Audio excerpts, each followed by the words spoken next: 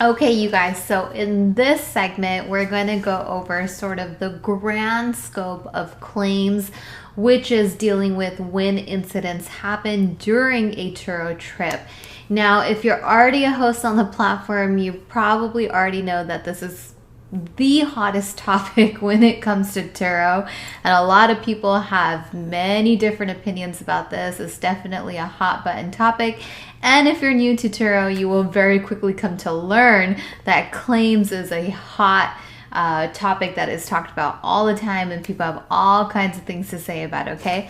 So I'm here to kind of give you the facts and give you the facts and numbers of my own personal experience in almost 6 years, and hopefully you guys can use that as a guideline and you can anticipate what to expect based off of the things that I've come across. Now, claims is also one of those things that is incredibly dynamic because there's just such a range of things that could happen. I think I have probably experienced the mass majority of them, but it's literally endless, right? Because given the nature of the business, there's all types of people that will rent your car. There's all types of cars, all types of hosts. So that really gives it that sort of variable. So with that said, through the progression of my program, claims is probably something that we will talk about all the time.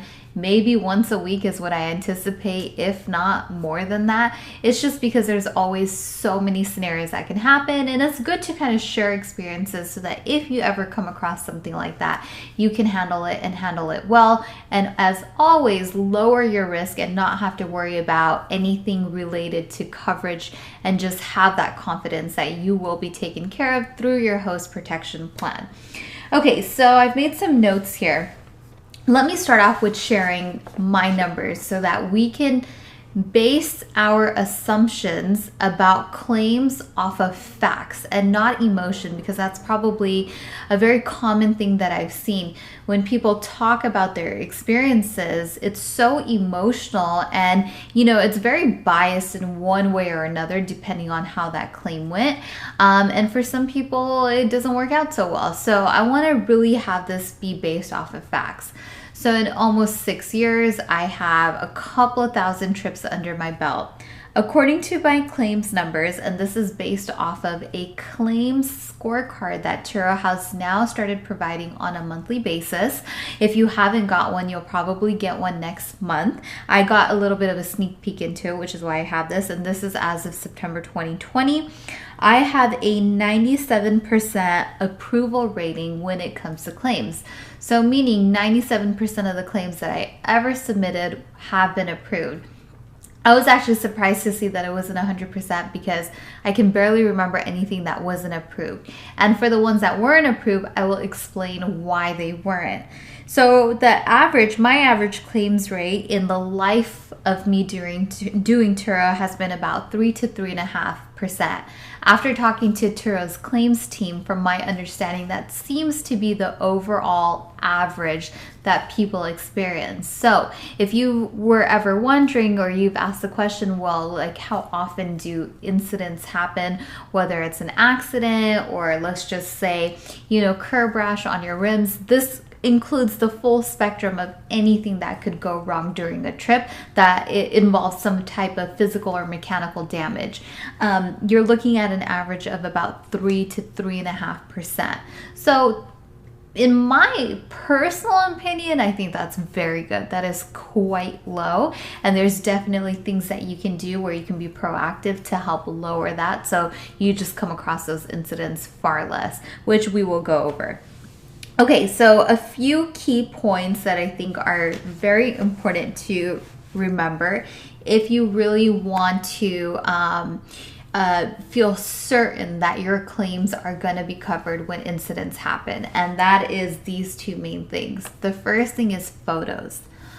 All damage claims, whether it's, someone got rear-ended or your rims were damaged or a flat tire, whatever it is, every claim is based on photographic evidence, right? Because that's how Turo's system works. Everything is based on photos because obviously, it's not like there's some Turo attendant that is going to be there for every trip to inspect your car.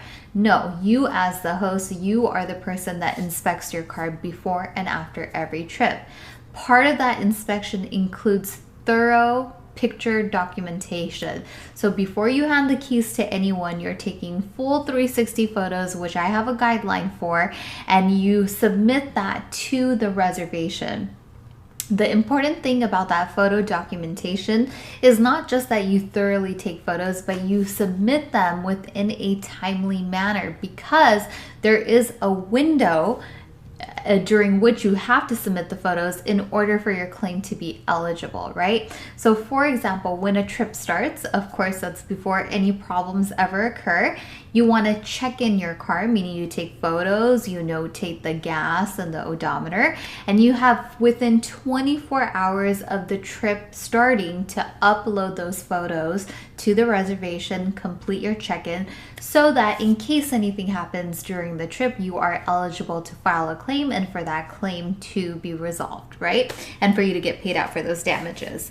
Then, other than that, you want to make sure, same thing, when you check out a car, when a car comes back from a trip, and let's just say there's some damage or not, you again have 24 hours after the trip has ended to upload those photos. Say your car comes back and there's some damage. You want to, of course, take more photos of the damaged area and submit that to the checkout.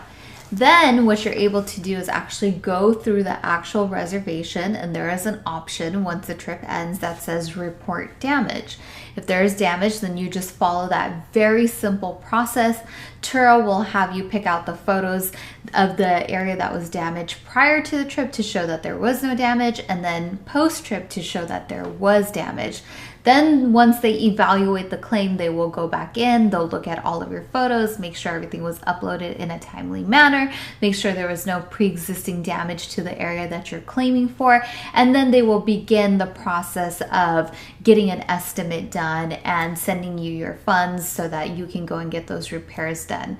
But again, two main things: proper photo documentation and timeliness of photo and claim submission are the two things that will almost guarantee that you will be taken care of when a claim is filed, as long as you're not falsely filing a claim, right? So make sure that that area wasn't damaged beforehand, because otherwise your claim will get denied. In all of my experience, I've always noticed that when people have messaged me about claims issues, it's the reason why their claims have been denied is because they didn't have proper photo documentation before the trip started. So before they gave that key to the guest, they didn't take photos of the area that happened to get damaged. And if you find yourself in that situation, then unfortunately the truth is that your claim is not going to be covered, which is why you have to do such a thorough job when it comes to handing off your cars and when they come back from reservations to really, take those photos and get them submitted. Again, same thing with the claim. You have 24 hours after a trip ends to get that claim submitted. So you just want to make sure you remember those things. It's always that 24-hour time window before a trip starts, after a trip ends, to get those photos in, and you want to take thorough photos. So don't forget those two items, and then we'll continue to dig into the details of claims.